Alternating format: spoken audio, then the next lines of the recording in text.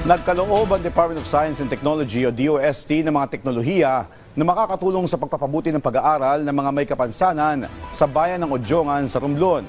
Ang detalye sa balitang pambansa ni Paul Jason Foss ng PIA Mimaropa.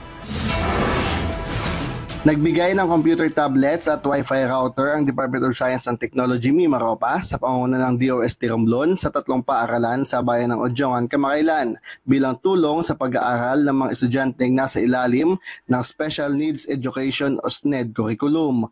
Ang nasabing device ay equipped ng DOST Starbucks program, isang digital library na magagamit ng mga estudyante sa pag-intindi ng science and technology, mathematics at engineering. Itong gadget na ito, ang intention nito ay makapag-access yung mga bata sa tinatawag naming Digital Science Library or what we call Starbooks. Yung Starbooks, ito ay yung science and technology, academic, and research-based openly operated kiosk. Hindi lang ito para sa mga bata na may special needs, kundi ito'y para sa lahat. No? Personal na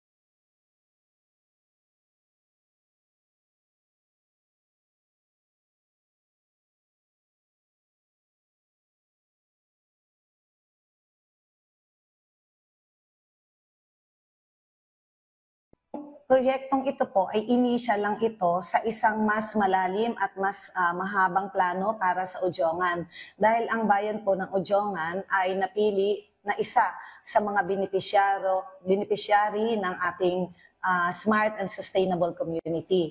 malugod naman itong tinanggap ng mga guro ng Special Needs Education Curriculum dito sa bayan ng Odjongan at sinabi na ito ay malaking bagay sa pag-aaral ng mga PWD dito sa bayan.